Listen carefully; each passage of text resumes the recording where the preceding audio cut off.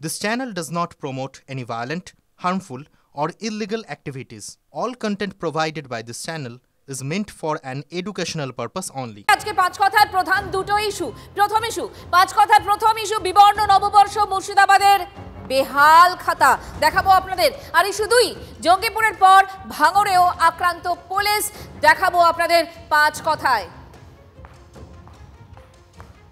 আমাদের উপরে অত্যাচার করছে, আমরা শুক্রবার থেকে ঘুমাতে পারছি না, আমাদের গ্রামে ঢুকে গেছিল, বাড়ি ঘরে আগুন লেগে দিচ্ছে, হাঁসা কাতলিয়া কাটতে আসে আর চিন্তাই করলিছে, গনা গেঠি যা আছে সব নিয়ে চলে যাচ্ছে। ওই যে ওরা মিছিল বের করেছিল তখন থেকে অত্যাচার করছিল, জল আবার বিষ মিশিয়ে দিল।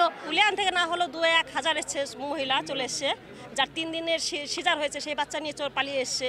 আমাদের উপর অত্যাচার করেছে বাবু, আমাদের উপরে আমরা জানি না, আমাদের শরীরে হাত দিয়েছে, কাপড়টা পানি করছিল, আমাদের মা বোনদেরকে করেছে কিছু, বলেছি কি দেখো তোমাদের পায়ে পড়ছি, তোমাদের পা ধরছি।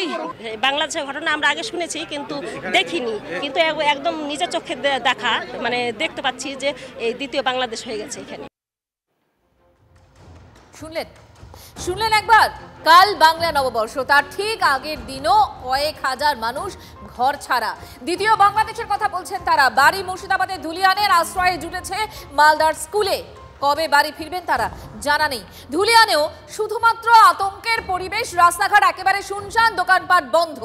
হালখাতা করবেন কিভাবে? আমাদের প্রতিনিধির ক্যামেরায় ধরা পড়ল মুর্শিদাবাদের সেই বেহাল খাতা।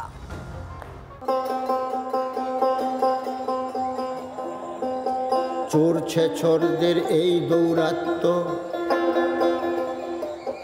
তাতেই হচ্ছে প্রীতি নষ্ট। প্রতিবাদে গান ধরেছেন রায়গঞ্জ বিশ্ববিদ্যালয়ের বাউল বছর ৭৩-এর তরুণী মোহন বিশ্বাস।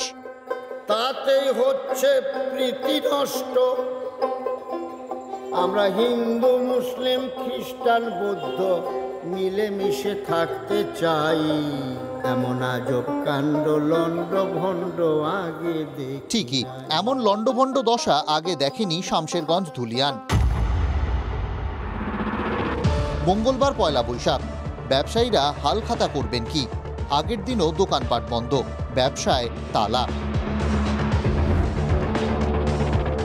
এই গিফটের দোকান রয়েছে, বাসনপত্রের দোকান রয়েছে, খাবারের দোকান রয়েছে, একের পর এক দোকান বন্ধ হয়ে রয়েছে। বহরমপুর ডায়াগনস্টিক সেন্টার, ওষুধের দোকান পর্যন্ত বন্ধ। বাংলা নববর্ষে ধর্মঘটের মতো চেহারা বদলাতে মরিয়া প্রশাসন। ব্যবসায়ীদের ভরসা ফেরাতে রাস্তায় নেমে মাইকিং করছেন পুলিশ কর্তারা। দোকানপাট খুলুন, যে যার কাজে আবার ব্যস্ত হন, সবকিছু ঠিক আছে।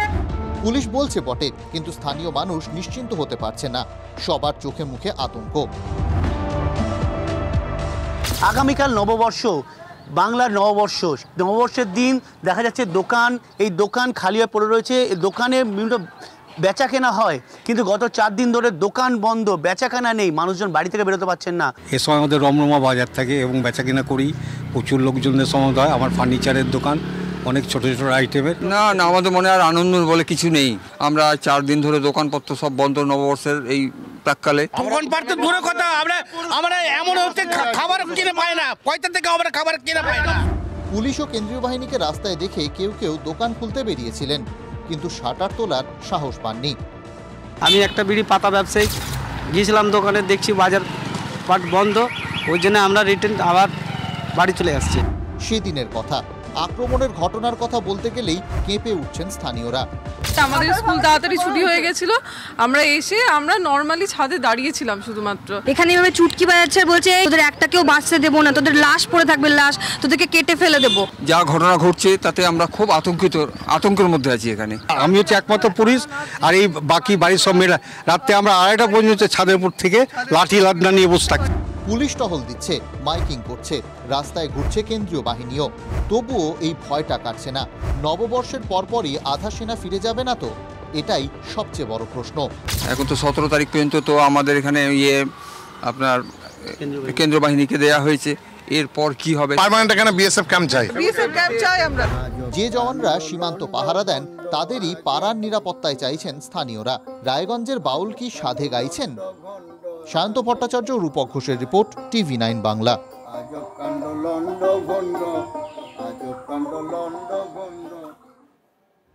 অর্থাৎ পয়লা বৈশাখের আগে হাল ফেরানোর কথা শুভেন্দু অধিকারীর মুখে। এই কিন্তু হিন্দু শাস্ত্র মতে মঙ্গল ঘট, স্বস্তিক, মন্দিরে মন্দিরে পুজো, হালখাতা, এটা কি হিন্দুদের অনুষ্ঠান। সবাই হালখাতা নিয়ে যাবে, আমি হাল ফেরানোর খাতা নিয়ে যাব।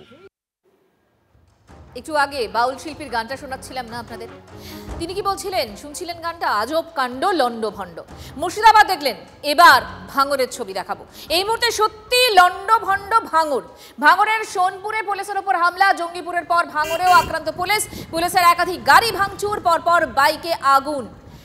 পরিস্থিতি নিয়ন্ত্রণে নামলো র্যাব। এই মুহূর্তে যে ছবি আপনাদেরকে দেখাচ্ছি, এক্সক্লুসিভ ছবি, এই মুহূর্তে ভাঙরের ছবি আপনাদেরকে দেখাচ্ছি। সত্যজিৎ আমাদের সঙ্গে রয়েছেন সরাসরি গ্রাউন্ড জিরো থেকে। সত্যজিৎ, কি পরিস্থিতি এখন, কি অবস্থা?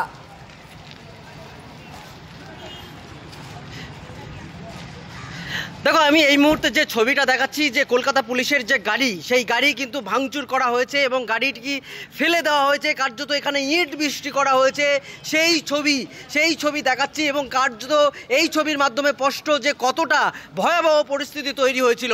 অপরদিকে আমি আরও একটি ছবি দেখাবো, সেখানে পুলিশের একাধিক গাড়ি কিন্তু দাউ দাউ করে এখনও জ্বলছে এবং এখানে বিরাট পুলিশ বাহিনী মোতায়েন আছে। কিন্তু যে ছবিটা আমি দেখাচ্ছি, যে পুলিশের যে একাধিক বাইক ছিল, সেই বাইকের ওপরে ইট এবং এখনো ধোঁয়া বেরোচ্ছে, একাধিক গাড়ি দাউ দাউ করে জ্বলছে।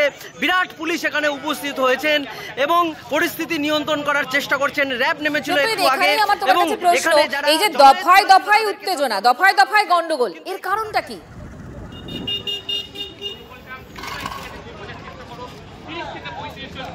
দেখো, আজকের যে ঘটনার সূত্রপাত বাসন্তী হাইওয়ে দিয়ে শিয়ালদহ রামলীলা ময়দানে, সেখানে যাচ্ছিলেন বেশ কিছু প্রতিবাদীরা, যাদের পরিচয় নিয়ে তারা নিজেরাই কষ্ট করছেন না। তৃণমূল বিধায়ক শওকত মোল্লা আমাদের সঙ্গে রয়েছেন। শওকত সাহেব, এই মুহূর্তে যে খবর আমরা পাচ্ছি, যে ছবি আমরা দেখতে পাচ্ছি, তাতে আবারও ভাঙর উত্তপ্ত। আমার আপনার কাছে প্রশ্ন, দফায় দফায় এই উত্তপ্ত এই গন্ডগোলের কারণ কি জানেন আপনি? দেখুন, আইএসএফ মানে সমাজ বিরোধী, এটা আমরা বারে বারে বলছিলাম যে আইএসএফ এর যে নেতা, সে হচ্ছে সমাজ বিরোধীর মূল লিডার।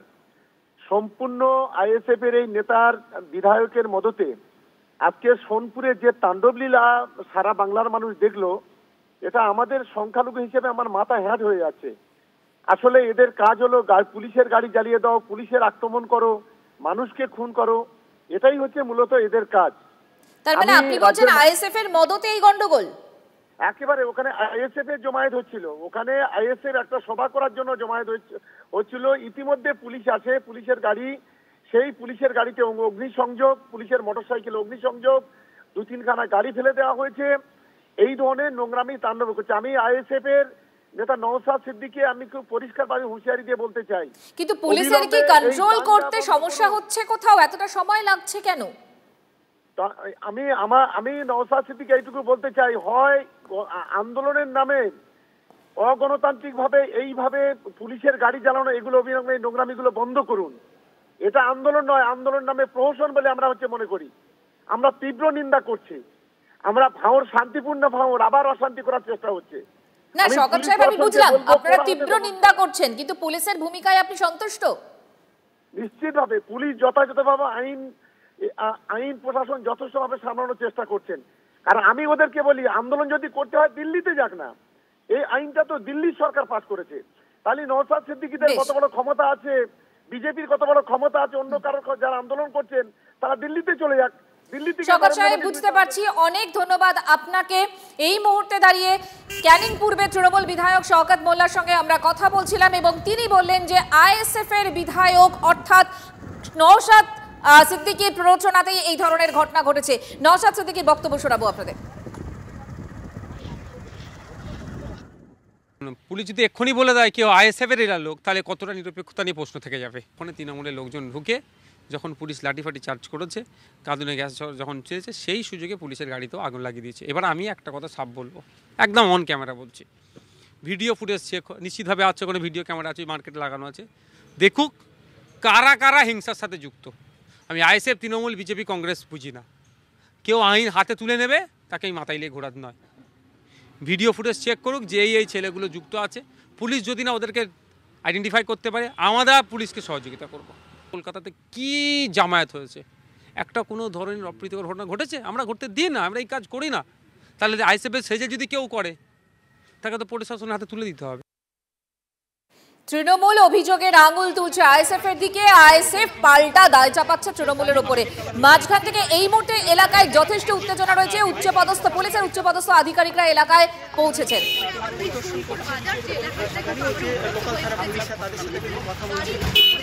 সত্যজিৎ আমাদের সঙ্গে রয়েছেন। সত্যজিৎ, পুলিশের উচ্চপদস্থ আধিকারিকরা এলাকায় পৌঁছেছেন, আমরা দেখতে পাচ্ছি কি চলছে।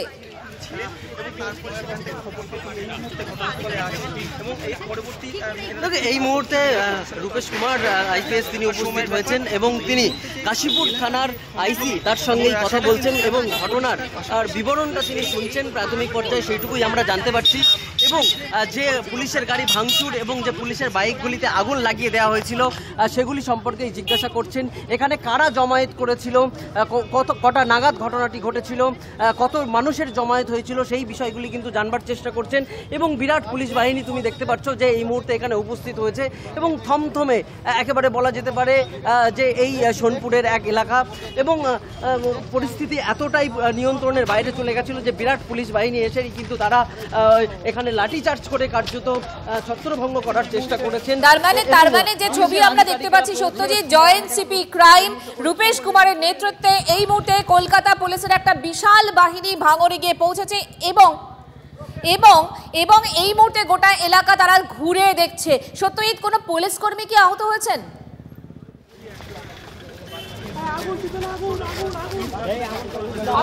এই ঘটনায় একাধিক পুলিশ কর্মী আহত হয়েছেন, বিশেষত সামনের সারির দিকে বেশ কয়েকজন সিভিক তারা যেমন আহত হয়েছেন, তেমনি কাশীপুর থানার উত্তর কাশীপুর থানার যিনি কনস্টেবল এবং এক এসআই তিনিও আহত হয়েছেন। এই মুহূর্তে এক দুজনকে আটক করা হয়েছে এবং পুলিশের পক্ষ থেকে ধরপাকড় শুরু হয়েছে মঞ্জিরা। ফলে বলা যেতে পারে পুলিশ কিন্তু অনেকটাই সক্রিয়।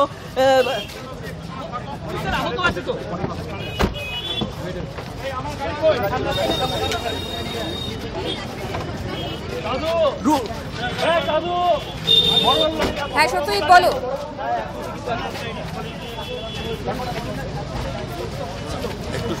এই মুহূর্তে যে ছবি যে রূপেশ কুমার আইপিএস তিনি কিন্তু এখান থেকে কাশীপুর থানার দিকে যাচ্ছেন এবং সেখানে যে সকল পুলিশ কর্মীরা আহত আছেন বলে খবর পাওয়া যাচ্ছে তাদের সঙ্গে তিনি কথা বলবেন এবং সেখানে বেশ কিছু ভিডিও ফুটেজ কাশীপুর থানার হাতে এসছে, সেই ফুটেজগুলো তিনি দেখবেন বলেও কিন্তু আমরা জানতে পারছি।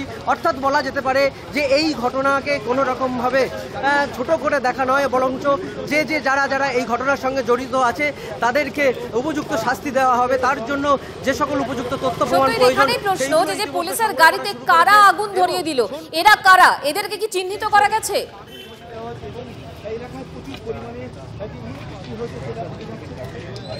দেখো, ইতিমধ্যেই আমরা পুলিশ সূত্রে জানতে পারছি যে বেশ কিছু ভিডিও ফুটেজ পুলিশের হাতে আছে এবং সেই ফুটেজ দেখেই চিহ্নিত করার চেষ্টা করছে যে এখানে যে মবটা বা যে জমায়েত হয়েছিল আদতে তাদের পরিচয় কি। অর্থাৎ তুমি জানো সকালের যে বাসন্তী হাইওয়ের বৈরামপুরের ঘটনা এবং তার পরবর্তীতে নওশাদ সিদ্দিকী আইএসএফ বিধায়ক তিনি বলেছিলেন যে সোনপুর বাজারে আমরা একটি জমায়েত করব এবং সেখানেই প্রতিবাদ করব। ফলত আইএসএফ কর্মী সমর্থক এবং পাশাপাশি বেশ কিছু যারা ওয়াকফ বিলের প্রতিবাদ জানাতে সোচ্চার হয়ে কলকাতার উদ্দেশ্যে যাচ্ছিলেন তারা এই সোনপুর বাজারে কিন্তু জড়ো হয়েছিল। পরবর্তীতে পুলিশ এখানে আসাতে তাদের সঙ্গে বচসা এবং তার পরবর্তীতে এইরকম একটি ঘটনা ঘটেছে। ফলে কারা করেছে এখনো পরিষ্কার না হলেও পুলিশের কাছে বেশ কিছু ভিডিও ফুটেজ এসছে এবং সেই ফুটেজ দেখবার পরেই চিহ্নিত করা যাবে যে আদতে এই ঘটনার সঙ্গে কে বা কারা জড়িত রয়েছে। এই মুহূর্তে পুলিশের সম্পূর্ণরূপে তারা তদন্ত প্রক্রিয়া শুরু করেছে এবং বেশ কয়েকজনকে আটক করেছে। তুমি কজন আহত হয়েছে সেই বিষয়টা জিজ্ঞাসা করছিলে। জানিয়ে রাখবো যে উত্তর কাশীপুর থানার বেশ কয়েকজন সিভিক, একজন কনস্টেবল, একজন এএসআই সহ বেশ কয়েকজন আহত হয়েছে বলে পুলিশ সূত্রে খবর। অর্থাৎ বলা যেতে পারে যে এখানকার জমায়েত এবং সেই জমায়েতের সঙ্গে পুলিশের বচসা, তারপর মারধরের ঘটনা এবং তার পরবর্তীতে অগ্নিকাণ্ডের মতন ঘটনা ঘটেছে এবং সেই ঘটনার পরিপ্রেক্ষিতে ইতিমধ্যেই পুলিশের উচ্চপদস্থ আধিকারিকরা এসে ঘটনার পূর্ণাঙ্গ তদন্ত শুরু করেছে ইতিমধ্যেই। মঞ্জিরা, সত্যই একেবারে, অর্থাৎ আমরা যে খবর পাচ্ছি এখনো পর্যন্ত 5 জন পুলিশ কর্মী আহত হয়েছেন এবং এই মুহূর্তে এই মুহূর্তে এলাকায় একটা বড় পুলিশ বাহিনী রয়েছেন, জয়েন্ট সিপি ক্রাইম রূপেশ কুমারের নেতৃত্বে। তারা এলাকা ঘুরে দেখছেন, এলাকায় যথেষ্ট একটা থমথমে ভাব রয়েছে। সুজন চক্রবর্তী কি বলছেন শুনবো, পাশাপাশি কুণাল ঘোষের বক্তব্য রইল। মুর্শিদাবাদে যা হয়েছে সেটা আসলে ওয়াকফের বিরোধিতা করতে গিয়ে, আইন যেটা হয়েছে তার বিরোধিতা করতে গিয়ে, আইনটা বেঠিক তার বিরোধিতা করতে গিয়ে কার্যত বিজেপিকে সুযোগ করে দেওয়া হয়েছে এবং সেটা স্পষ্ট হয়ে গেছে সুকান্ত মজুমদারের কথায়। ভাতের লড়াই না, উনি জাতের লড়াইয়ের পক্ষে। বাংলার এই নেগেটিভ ছবিটা তুলে ধরে শকুনের রাজনীতি করছে, শকুনের রাজনীতি করছে। এটা হচ্ছেটা কি? কেন্দ্রীয় সরকার গাজওয়ারি করে বিলটা এনেছে, আইএসএফ দিল্লি গিয়ে অভিযান করুক, নওশাদ সিদ্দিকী তার লোকদের নিয়ে দিল্লি গিয়ে অভিযান করুক। বাংলায় তো ওই বিলটা, ওই খারাপ দিকগুলো বাংলায় ইমপ্লিমেন্টেড হবে না, এটা তো মমতা ব্যানার্জি পরিষ্কার বলে দিয়েছেন। তারপর কাকে ডিস্টার্ব করছেন, কার রাস্তা আটকাচ্ছেন, কার বাসে আগুন দিচ্ছেন? এটা তো পরিষ্কার বুঝতে পারছে যে এই বিরোধীগুলো সব একই। যেটা ছোটবেলা এসএফআই সেটা বড় হলে আইএসএফ, ওই আইএসএফ এসএফআই এসব মিলে জুলে এক হয়ে গন্ডগোল করো। দেখুন, রাজনীতিকরা রাজনীতি করে চলেছেন, একে অপরের দিকে আঙুল তুলছেন, কিন্তু যেটা প্রশ্ন যে একের পর এক আমরা রাজ্য জুড়ে যে ছবি দেখতে পাচ্ছি এবং যেখানে আমরা দেখতে পাচ্ছি যে সরকারি সম্পত্তি নষ্ট হচ্ছে, আগুন জ্বালিয়ে দেওয়া হচ্ছে পুলিশের গাড়িতে, যে ছবি আজকে আমরা ভাঙড়ে দেখলাম একই ছবি আমরা জঙ্গিপুরেও দেখেছিলাম। দেখুন, এই ছবিগুলো দেখাতে আমরা বাধ্য হচ্ছি কারণ এগুলোই ঘটছে, এগুলো বাস্তব। আমরা কেউ দেখাতে চাই না, কিন্তু তবুও দেখাতে হচ্ছে। ভাঙড়ে আক্রান্ত পুলিশ, আজকের ঘটনা একই রকমভাবে জঙ্গিপুরেও আক্রান্ত পুলিশ, যে ছবি আমরা দেখেছিলাম। দুটো উইন্ডোর মাধ্যমে আপনাদেরকে দেখাচ্ছি।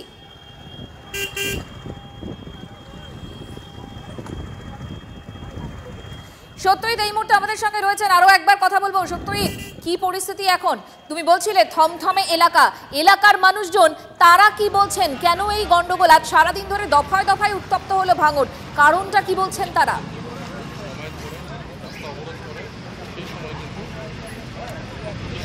দেখো, এলাকার সাধারণ মানুষ তারা কিন্তু এই বিষয় নিয়ে কার্যত মুখে কুলুপ এঁটেছেন, তারা কিছু বলতে চাইছেন না। কারণ তারা কেউ সাধারণ মানুষ যারা এখানে ব্যবসা করেন, আমি যে ছবিটা দেখাতে পারি সামনের এবং পিছনের দিকে যতগুলি আমাদের দোকান আছে প্রত্যেকটি এই সোনপুর বাজারের দোকান, তারা কিন্তু সেই দোকানগুলি কিন্তু শাটার বন্ধ করে দিয়ে প্রত্যেকেই উত্তপ্ত পরিস্থিতির আজ তারা পেয়ে কিন্তু এই এলাকা ছাড়া হয়েছে। অর্থাৎ এই মুহূর্তের যে ছবি তোমাকে আমি দেখাচ্ছি, তোমার মাধ্যমে আমাদের দর্শকদের দেখাচ্ছি, সেখানে কিন্তু সোনপুর বাজার কার্যত থমথম, পুরো দোকান বন্ধ।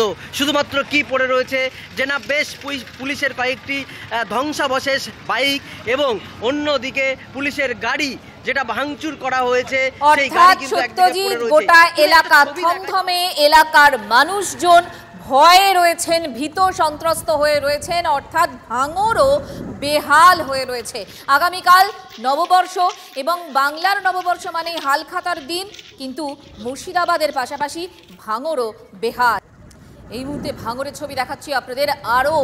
আবারও লন্ডভন্ড ভাঙড়। এই মুহূর্তে গন্ডগোল, সেখানে উত্তেজনা রয়েছে। ভাঙড়ের সোনপুরে পুলিশের ওপর হামলার খবর পাচ্ছি আমরা, ছবি দেখাচ্ছি আপনাদের। জঙ্গিপুরের পর ভাঙড়েও আক্রান্ত পুলিশ, পুলিশের একাধিক গাড়ি ভাঙচুর করা হয়েছে, পরপর বাইকে আগুন, পরিস্থিতি নিয়ন্ত্রণে র্যাব নামানো হয়েছে। এই মুহূর্তে কলকাতা পুলিশের বিশাল একটা টিম সেখানে পৌঁছেছে, এলাকা পরিদর্শন করছে, ঘুরে দেখছে তারা। জয়েন্ট সিপি ক্রাইম রূপেশ কুমারের নেতৃত্বে এই মুহূর্তে একটা বড় পুলিশ, বিশাল পুলিশ বাহিনী সেখানে পৌঁছেছে। দফায় দফায় উত্তপ্ত ভাঙড়, ওয়াকফ বিক্ষোভে দফায় দফায় উত্তপ্ত ভাঙড়। এই মুহূর্তে সর্বশেষ কি পরিস্থিতি জানবো, সত্যজিৎ আমাদের সঙ্গে রয়েছেন। সত্যজিৎ, দেখো, এখনো পরিস্থিতি যথেষ্ট থমথমে এবং আমি যে কথা বলছিলাম যে সোনপুর বাজারের ঘটনা, সেখানে সেই বাজারের সামনে ব্রিজের মুখে এখনো কার্যত পুলিশের যে বাইকগুলিতে আগুন লাগানো হয়েছিল, সেই আগুনের যে লাগানো সেই বাইকগুলি থেকে এখনো ধোঁয়া বেরোচ্ছে। অপরদিকে পুলিশের একটি যে বড় গাড়ি, সেই গাড়িতে ভাঙচুর করা হয়েছিল, সেই গাড়ি কিন্তু পড়ে রয়েছে। পুলিশ ব্যাপক পরিমাণে পুলিশ এখানে মোতায়েন আছে, পুলিশ আছে। শুধুমাত্র একটি মেডিসিনের দোকান ছাড়া এই সোনপুর বাজার এলাকায় প্রত্যেকটি দোকান কিন্তু বন্ধ করে দিয়ে ব্যবসায়ীরা তারা বাড়ির দিকে চলে গেছেন এবং অর্থাৎ বলা যেতে পারে তারা যথেষ্ট আতঙ্কে রয়েছেন এই ঘটনায়। এবং এই ঘটনার শুরু কোথা থেকে সেই প্রশ্ন যদি থাকে তাহলে সেক্ষেত্রে বলা যায় যে আজকের বাসন্তী হাইওয়েতে সকালের যে ছবি আমরা দেখিয়েছিলাম যে রামলীলা ময়দানের উদ্দেশ্যে ভাঙড়, বিনাকা, হারোয়া, বসিরহাট, দেগঙ্গা, সন্দেশখালী থেকে একাধিক গাড়ি তারা বাসন্তী হাইওয়ে দিয়ে তারা রামলীলা ময়দানে ওয়াকআপ বিলের প্রতিবাদে তারা সেখানে যাচ্ছিলেন মিছিলে হাঁটবার জন্য এবং তখনই কলকাতা পুলিশের পক্ষ থেকে সেই গাড়িগুলিকে আটকে দেওয়া হয়। পরবর্তীতে নওশাদ সিদ্দিকী টেলিফোনে লাউডলি মাইকে তিনি জানিয়ে দেন যে সোনপুরে আসুন, সেখানে আমরা প্রতিবাদ দেখাবো, বিক্ষোভ করব, আমরা আমাদের প্রতিবাদের ভাষা জানাবো। তার পরবর্তীতেই আমরা দেখলাম যে আইএসএফ এর বেশ কিছু নেতৃত্ব এবং যারা আজকের প্রতিবাদে সামিল হওয়ার জন্য মুসলিম একাধিক সংগঠনরা তারা আজকের রামলীলা ময়দানে যাচ্ছিলেন, তারা কিন্তু সোনপুরে মোতায়েন হচ্ছিলেন। নজর থাকবে আমাদের সত্যজিৎ, নজর রাখো তুমিও। ধন্যবাদ।